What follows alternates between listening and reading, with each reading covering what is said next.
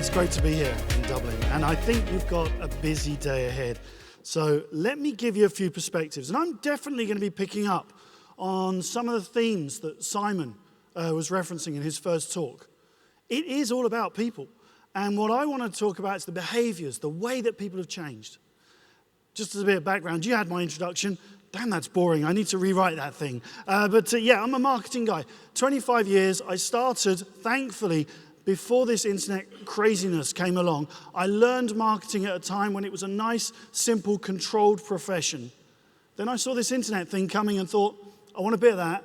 Got a ringside seat, worked with Microsoft for 10 years. And now for the last 5 years, I've been helping companies around the world to adapt and evolve and make sense of the change. There is no one-size-fits-all answer. Don't expect to get the perfect solution from anybody here today. But what you can do is engage your brain, think about your customers, and work out what is right for them. So I thought we'd do two things in my short talk today.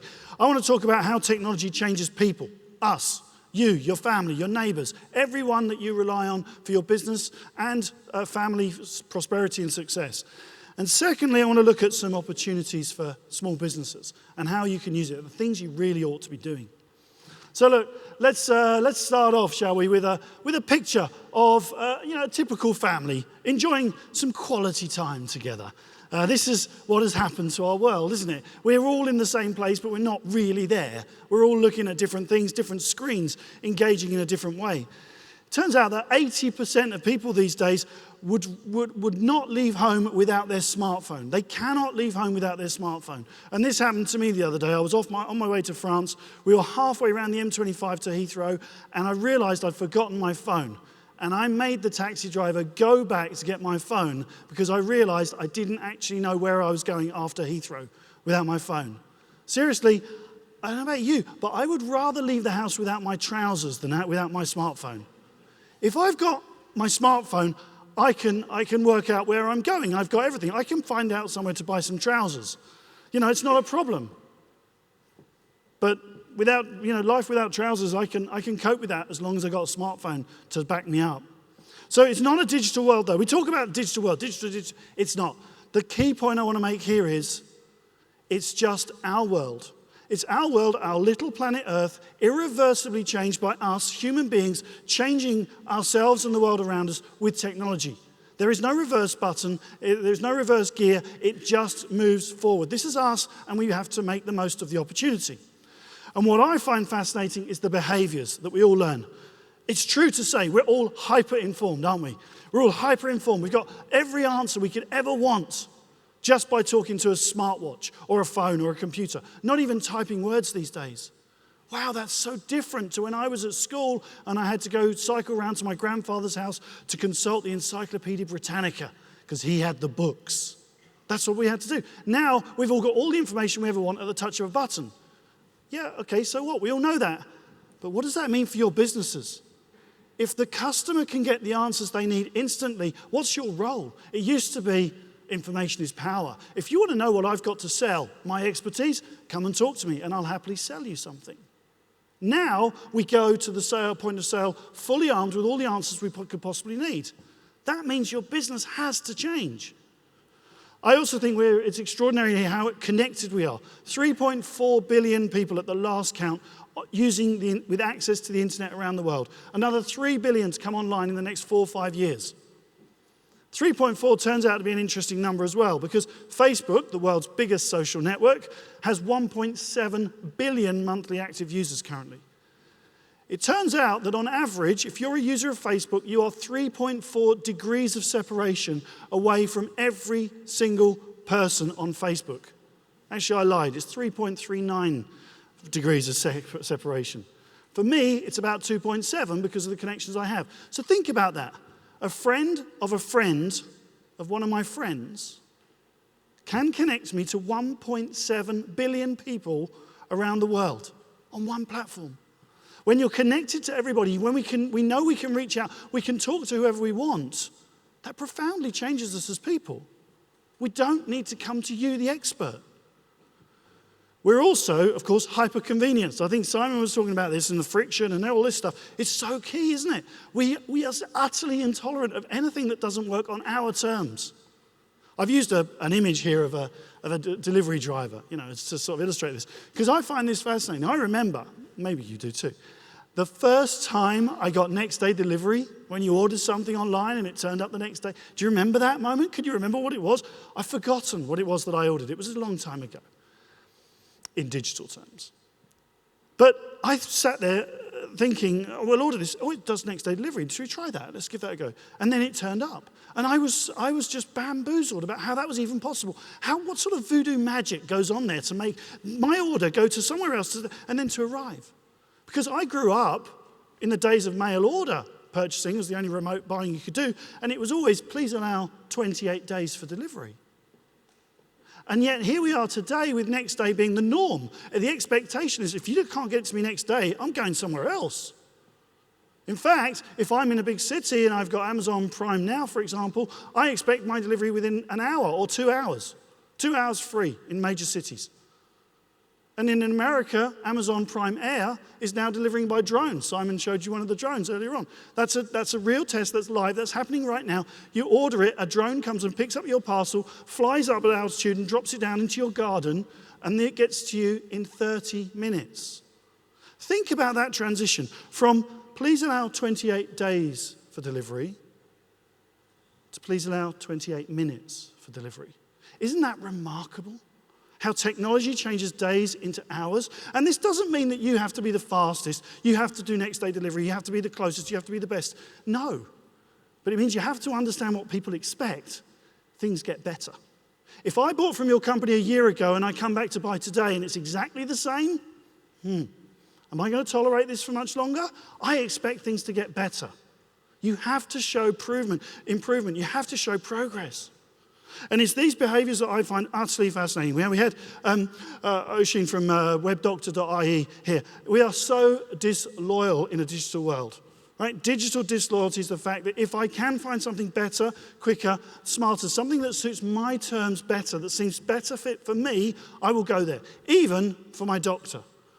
Something as important as my physical health, the likelihood of me continuing to be alive tomorrow, I can use a service online. I could go to webdoctor.ie. I could use there's a service called Babylon. There are plenty of other alternatives. And these will give you access to a doctor via video conferencing almost instantly for just a few euros. Now, if we're disloyal to our doctors, what does that mean for everybody else and every other business in the world? What happens to us? I find it fascinating that you've got a company like Babylon. Their mission statement, I scribbled it down here. Their mission statement is this, and this is an app, to put an accessible and affordable health service in the hands of every person on earth. Think about that. Sub-Saharan Africa, you can get access to a doctor via web conference. Doesn't really matter as long as they're a qualified doctor. If I can get the answers that I need, that'll do. And so we've moved on. Helping is the new selling. Content that allows people to make choices on their terms, to self-serve the answers, to get access to what they need. Helping, being generous with your knowledge, putting it out there, and making it accessible to everybody. This is how we sell today. If you're just pushing promotions, you're pushing ads, you're pushing sales messages, well, it works, but it's got a limited lifespan. People expect more because that is what your competitors are doing. So where do we go? Well, we have to change the way that we market. It's not about mass communications, broadcasting, shouting, buy my stuff, flinging shit at the wall and, stuff at the wall and seeing if it sticks. Spray and pray, no. You can't do that anymore because that's not on the customer's terms. That's you treating the customer and hoping that you'll be able to mop up a few sales. Today we have this opportunity to be hyper targeted. Now, Facebook gets a lot of headlines, of course. It's got a massive audience, and it is one that you need to understand. Absolutely. If you go to, I put a link on there. If you go to that link, don't do it now because I'll totally lose the audience, but write it down, bit.ly/Facebook ad target. That will instantly take you to a PDF download. It's free, no forms, nothing. It's something from my website. We put it together to help our clients get their heads around how you can target advertising on Facebook. And it shows you over 3 pages. If you go back to the office, print it out A3, otherwise, if you've got middle-aged eyes like mine, you won't even be able to read it. There are hundreds of options within that. And this is how we can target people. It's counterintuitive to marketers, isn't it? Why would I target very precisely my message? Why wouldn't I just tell everybody, shout it as loud as I can? Well, it turns out that's not helpful. That's selling, that's not helping. And Facebook and many other platforms beside allow us to do remarkable things with targeting these days. It allows us to just say the right message to the right people at the right time. And it can cost very little money. But you've got to have certain things in place if you want to make this work. Because, fundamentally, you've got to draw them back to somewhere, and it's going to be online. So this is the first principle, and I haven't put this slide in because today's all about .ie at all. This is something I preach about all the time. Build your home on solid ground. It's your website, you own it, you control it. Make it as magical as you possibly can for your customers. I'm so tired of hearing companies saying, oh, look at all these people on Facebook. No one comes to my website anymore, boo-hoo me. I'm just going to put, let's just build a good page on Facebook. That's a strategy if you like, but it's very short-sighted. You don't control Facebook. You're a tenant. The landlord is Mark Zuckerberg and his merry men. Now, if he decides tomorrow to say it's 50 euros per day per company page, what are you going to do about it? Lump it. You haven't got a choice. They've got the audience. They're in control. Now, I'm not saying don't do stuff on Facebook. Do stuff on the third-party platforms, but don't build your business there. Everything you do there is to draw people back to your website where they can encounter the content, they can read it, they can digest it, and magic can happen. You can collect the data and understand what's going on. Build your home on solid ground. Take control. Keep control. Don't allow somebody else to determine your destiny because there's too many stories of where things have changed in the past and we all got stung, right? And if in a world of digital disloyalty, what do we have to do? We've got to take up that challenge, say, I want to inspire loyalty. You're special. What you do is distinctive. Celebrate that fact. Give your customers reasons to love you, to be happy with the experience, to want to come back to you. If you're uniquely Irish, if you're distinctly Irish, if you're identifiably Irish, just go for it. That's what makes you different. That's what makes you stand out, whatever the point of difference is.